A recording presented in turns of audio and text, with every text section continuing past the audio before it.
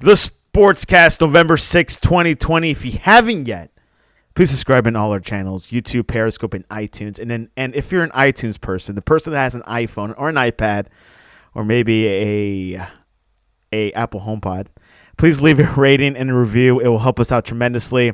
We are on online digital radio. If you like to have a digital radio, you like to get on the station, listen to a random show, you can do that on the Sportscast app for iPhone or the Sportscast website. You can go to the thesportscast.net, listen to our radio, and also read our latest articles and news. A lot going on. The Raiders are getting fined a lot, and we'll talk about that a little bit later on the show. And follow us on Twitter at the Sportscast1, one of the hottest websites this week especially. This episode is brought to you by the InstaBible app. The InstaBible app you can download on the iPhone, and you can share a verse, share it to the world. And also, while you're there, download the Sportscast for the latest and greatest in sports news. We do late breaking news notifications, so make sure you get the app. It's very important. Seems like life is run on apps. But anyways, last night, as predicted, the Green Bay Packers improved to a 6-2. They beat the San Francisco 49ers, a Niners team that is going through a lot of injuries and a lot of question marks, but they're still looking good on paper for next year. And a man all the way from Pennsylvania that still is cooking barbecue this week, Jeff Fawver. Welcome back to the Sportscast. Thanks for having me, Santiago. Jeff, it's been a while, but of course, it's been a wild week for all of us. And also in sports, let's go into the Packers. Of course, this Packers team is looking good. This was a rematch of last year's NFC Championship game. I know, like the Niners were coming into this one with a lot of going on, a lot of injuries, but what were your overall thoughts? Yeah, it's hard to draw a lot of conclusions just because of how beat up the Niners were. But the thing, if you're a Packers fan, I think the most encouraging thing is just that Aaron Rodgers has really started to look like the old Aaron Rodgers recently. He's played really well, and Devontae Adams being healthy makes them look different. He's both dynamic and he's almost unguardable a lot of times. So if you're a Packers fan, I'd say the most encouraging thing is Rodgers is getting back to being Rodgers. They look a lot more comfortable in the offense again. They have some work to do on defense. It seems as though the defense really struggles at times, but they can rush the passer. And I didn't hear how significant the injury to Jair Alexander was. But as long as he's healthy, you have a corner that can really lock down the other team's number one receiver as well. So, yeah, if you're a Niners fan, unfortunately, it's kind of a wash of a season just because you've been completely decimated. But if you're a Packers fan, you should be encouraged by Rodgers' play, the offense, and the defense just kind of having good players in the right places, probably just enough to make a few stops. Quarterback Aaron Rodgers, as Jeff mentioned prior, was explosive and efficient. He completed 25 of the 31 passes for 305 yards with 4 touchdowns. Pretty good game for Rodgers. Looking at the NFC, Jeff, of course, we got the Packers being in contention. The Buccaneers with Brady. Things are really panning out well. And the Seahawks. Those are the top 3 teams who I look for that could contend for a Super Bowl. And you could put the Bears in there for an honorable mention. How do you put the Packers in that mix? Are they in like the top, or they're somewhere in the middle of that top 4? Man, I don't know about the top. I mean, that's a tough one. When I look at it right now, even though I think their defense has to play a lot better, I look at the Seahawks just because Russell Wilson has played out of his mind, and that matters a lot. And the Seahawks usually figure it out on defense, at least to some extent. So you think they'll get better as the year goes on. So they'd be the number 1 team I'd lean towards. The Packers and Buccaneers, even though the Bucs won head-to-head throughout the course of a season, I keep waiting for Tom Brady to hit the wall, and he doesn't. He hasn't yet. Yeah, he hasn't. Now, the only thing I'll say is I think getting home field advantage could be very important for the Bucs, because any of the older quarterbacks that have played before will tell you the cold weather is when it really gets difficult. And I remember with Joe Montana with the Chiefs, he said, it was so cold he couldn't throw the ball 15 yards. And then with Peyton Manning, the year that they won the Super Bowl in 2015, the Broncos kind of lucked out a little bit because if you look at the game temperatures, it was like 70 degrees in Denver in the playoffs that year. It was crazy. It was like a 1 in a million thing.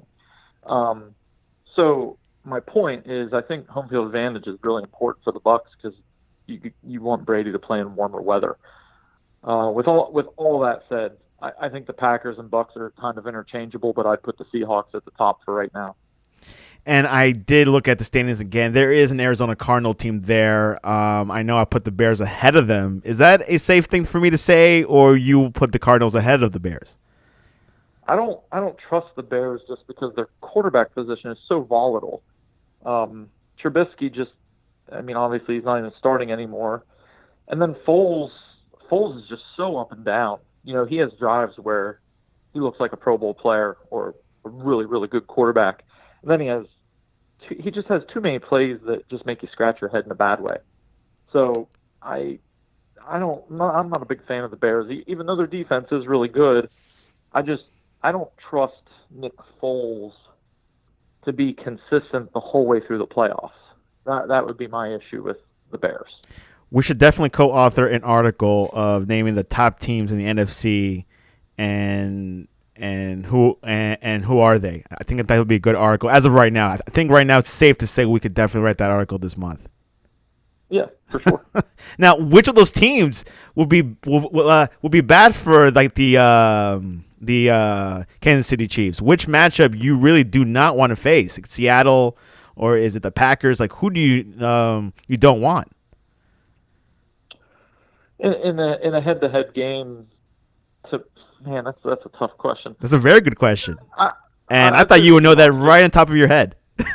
I'd say the Seahawks because when Russell Wilson is on fire, nobody throws a deep ball like Russ Wilson, and they have Metcalf, and they can really stretch the field and get down the field.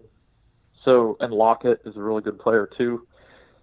I'd say the Seahawks because when Russ is playing at his top level, they can beat anyone. Now, I know they just had that loss to the Cardinals where he actually threw 3 interceptions, but more often than not, Russ is going to be a really, really tough matchup. So if you had to pick one team, I'd say it's the Seahawks. But the Seahawks defense is not what it was a couple years ago with Legion of Boom, correct? Well, the Seahawks defense flat out stinks right now, but I don't think they're ever going to be good this year because I don't think you just go from terrible to good.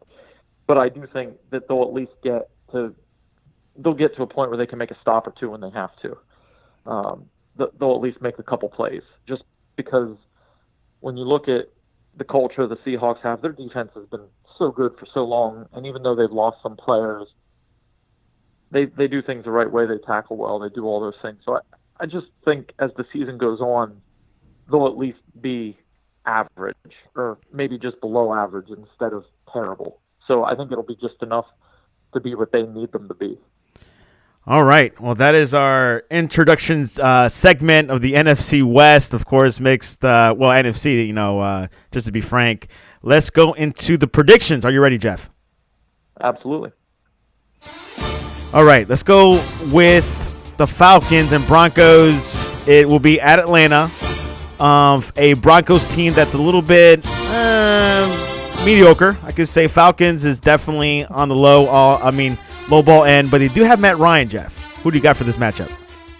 I still like the Broncos just because of the way they finished the game against the Chargers. And I don't necessarily think the Broncos are, they're not a good team, but they've played close games. Early in the year, they were one of those teams that was just ravaged by injuries. They still have some really quality individual players. The defense has been playing well most of the year. As long as Drew Lock doesn't turn the ball over. So Lock really made some plays late against the Chargers, but he was also a big part of the reason they were in the hole in the first place because he turned the ball over too much. But I like the Broncos because the Falcons just find ways to lose, and the Broncos defense will be the best single unit in that game. So I like the Broncos in a close game. Do you think Drew Lock is the man in Denver, or you need to see more? No, he's fine. He'll be I mean, I guess what can he be a starting quarterback for a little while? Yeah, but if you're talking about long-term franchise, the guy that could go to a Super Bowl, that's not him. Oh, okay. I mean, that's no. I think he can be the guy that you can hang on to for right now until you find your guy, but he's not going to be the franchise savior that takes them deep into the playoffs. Next game, arguably the best game in the 1 p.m. window. Seahawks at the Bills, potential Super Bowl matchup. Jeff, who do you got? Well, I just talked up the Seahawks like crazy, so I think you sure did. You got to pick the Seahawks now. It is tough to go the whole way to Buffalo, but it's a little bit different now with no fans. Home field advantage doesn't have the same energy that it normally does. It's more neutral than anything. Yeah. So I like the Seahawks in that game. Now, I will say the Bills' offense will move the ball, and really, I think what the game will come down to is who scores in the red zone. And the Bills, I keep waiting for the Bills' defense to play better because last year the Bills' defense was great, and they just haven't played well this year. So you keep waiting for that and thinking, okay, maybe this is the week where they play a little bit better. But I like the Seahawks just because I think Russ Wilson will be more consistent than what Josh Allen will be. And I do think Josh Allen will make plays, no doubt about it. But I'm more concerned that he'd turn the ball over in a bad situation than what I am with Russ Wilson. And the other thing is, the Bills just beat the Patriots for the first time in I don't know how long. And that's a big emotional, like you get up for that game and you fight for every inch and you find a way to win the game in the end. It's hard to come back from that and play really well the next week. So I could just see the Bills having a little bit of a letdown there. Next game, Ravens at the Colts.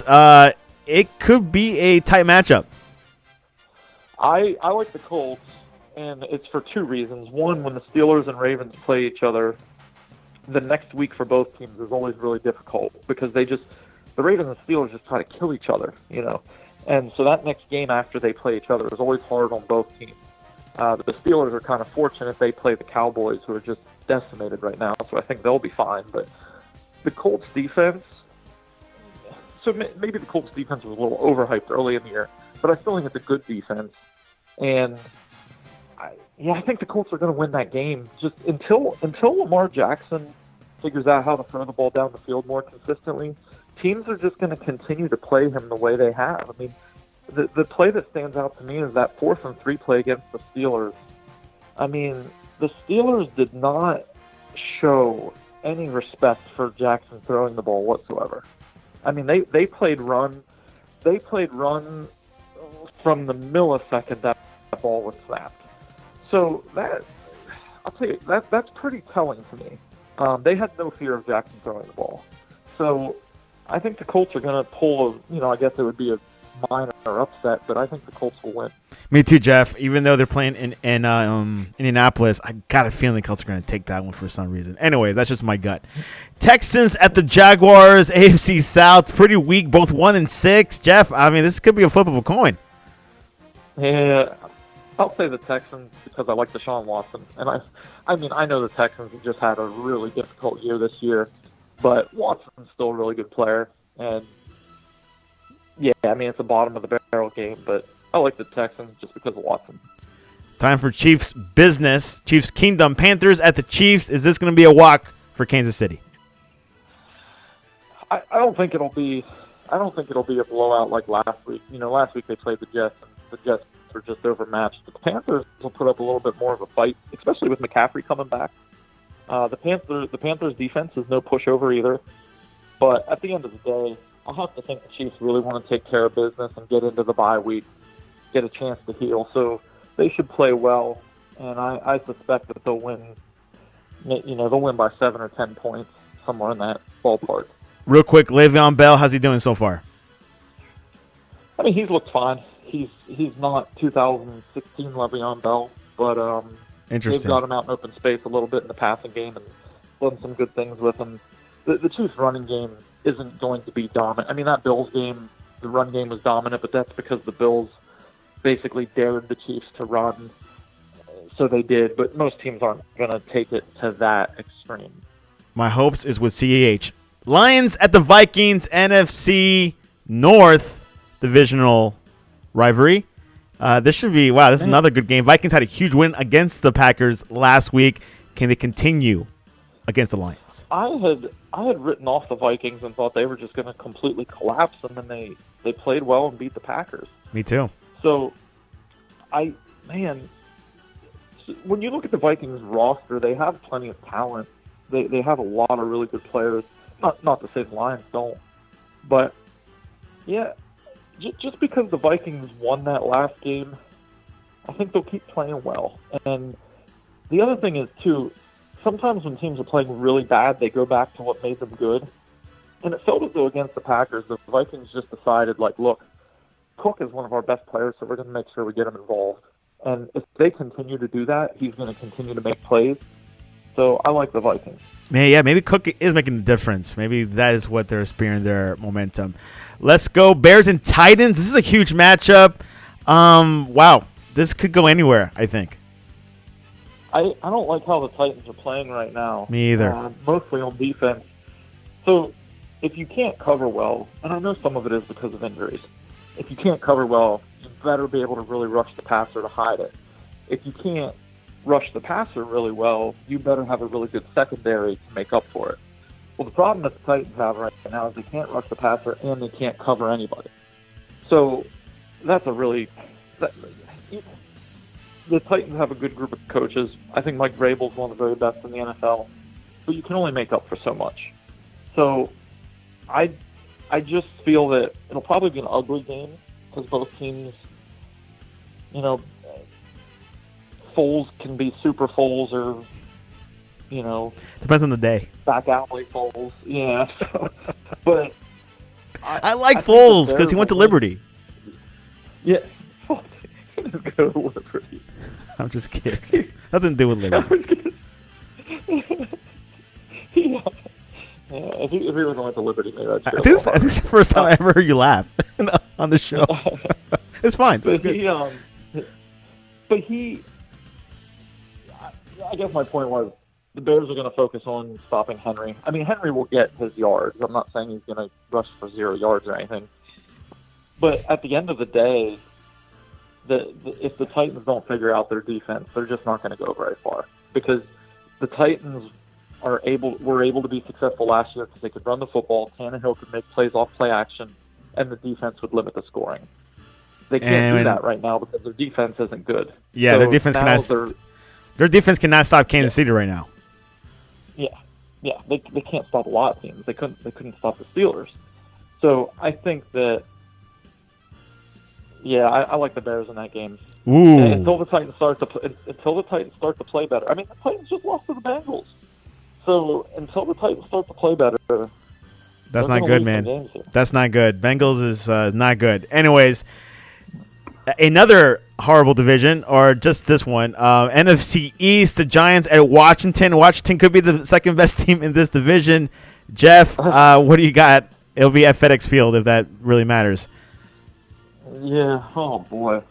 Yeah, I guess this could be a coin flip. Denny Dimes. Just go. Yeah, I was just gonna say. Usually, so I know Dan Jones does some dumb things. He's still a young player. He'll throw a really bad interception. But when I've watched the Giants, I thought he's actually made some plays. So I lean towards the Giants winning because when it's a toss-up or when it seems like a close game, you take the team with a better quarterback. And I think even though he has some work to do, Dan Jones is better than anyone that Washington's trotting out there right now. We're going to the 4 o'clock window. Raiders at Chargers. Raiders got fined a lot this week, $500,000, I think, in total, with Gruden and not following protocols with COVID. I don't know if they'll affect their play this weekend, but they're going up with the Chargers and Herbert. Who do you got? Man, the Chargers, if they only played 3 quarters instead of 4, they'd be like the number 2 seed in the AFC right now. Good point. But they don't finish. They don't finish games. So, with all that said, I'm going to take the Chargers this week just because they'll play well enough to get the lead. They just have to finish the game. And if I'm not mistaken, I have to double check this. I don't think Trent Brown's playing this week for the Raiders. I'll look that up. In the game in the games that he hasn't played, the Raiders have really struggled to protect the quarterback. And the Chargers have a nice pass rush with Bosa and Tillery. And, he's on the reserve COVID-19 list. So yeah, so this will be the week the Chargers finish the game, and they'll win, because if you hit David Carr, now every quarterback doesn't play as well when they're getting hit, but Carr is one of those guys. If you rattle him early, he'll turn the ball over a bunch. And Herbert's a playmaker, man. I mean, I was completely wrong about him, because I thought he exceeded my expectations. Yeah, I don't know if it's because of the weapons he has, or it's just Herbert. Well, look, he still has to make the throws, and he's made some. I mean, the games I've watched, he's made some big time throws. I thought he was a one read, and then if the guy wasn't open, take off and run quarterback. That's not what he is at all. He hangs in the pocket really well for a young guy, and then just uses his legs when it's absolutely necessary. Rookie of the year? Question mark. Yeah, I think he will be. Yeah, I think so too. I can't think of anyone else. But anyways, let's go to another rookie playing against the Cardinals. Tua Tagovailoa, first start win. Now is going up against another person with the same size, height, or close. Cardinals, but it'll be in Arizona in a dome called State Farm Stadium, an insurance company. Who do you got, Jeff? I'm going to take the Dolphins just because of momentum. They got a big emotional boost. They got a big emotional boost with Tua, and I think it'll lift the team here for a little bit, and we'll see how good he is long term. But I think the Dolphins are going to go. Their defense is number one in the NFL in scoring defense. So that's a huge win. Yeah. So I like the Dolphins. Did you believe, there was a Schefter tweet this week that he said that Miami are auditioning Tua and see how it goes. If he doesn't do well, they'll draft another quarterback next year. Have you heard about that tweet? I mean, I have a hard time believing they wouldn't stick with him at least for next year. But I think he'll be around. I think Tua is going to be around. But they will have the ammo to go get another quarterback if there's somebody they love. So if they could get Lawrence, then maybe they would make that move and then move on from Tua. Lawrence is kind of a hard pick. It's like choosing pizza versus broccoli. It's tough. But anyways, great pick for the Miami. Love it. Let's go to the next one. Steelers 7-0. Jeff cannot believe it against the Cowboys 2-6. Mike McCarthy still has a job in Dallas. Yeah, Steelers are going to win by 20. I mean, that's a blowout. 20? How about 40? Steelers are going to win. Yeah, if not more. Steelers are going to win big. Okay, before we move on, is Steelers the real deal? Is this something that we could see them go to the Super Bowl? Like, what? How do you see this, Jeff? Yeah, the Steelers' defense is completely legit. Ben Roethlisberger does enough to hold the offense together. You're not undefeated by accident, so that's true. They'll be, they're definitely a contender. The best team in the NFL. Now, Saints and Buccaneers. Will Tampa and Tom Brady get their revenge? And we got lost by Jeff, guys. Hold on. Let's give him a call back here. All of Sunday's afternoon games are only the appetizer to the meal. The Saints versus the Buccaneers. Tampa Bay will have Antonio Brown for the first time, while the Saints will hopefully have a healthy team for the big NFC South game. The Saints got the best of the Bucs in Week 1. So we will see Antonio Brown this weekend, so it should be exciting. We're still connecting with Jeff. Jeff got disconnected. If not, we'll be continuing, and I'll do the predictions, which it was one more game away. So we'll see if Jeff comes in. Oh, Jeff went to voicemail. Let's do it one more time, guys. He might have ran out of battery. But if I had to choose right now, it'd be the Buccaneers. It's in Tampa, guys. What do you expect? And it's on NBC. The TV network that has a peacock as their logo. I will choose Tampa over the Saints. And Antonio Brown is in my fantasy. I won't start him yet. I got to see him for one game before we press forward. And by the way, the wide receiver depth is pretty. Jeff, you back? Yeah. Okay, sorry about that. Okay, it's okay. Are you okay? Yeah. I do have to get going here pretty directly, though. Oh, okay. Let's finish off. Saints at Buccaneers, real quick.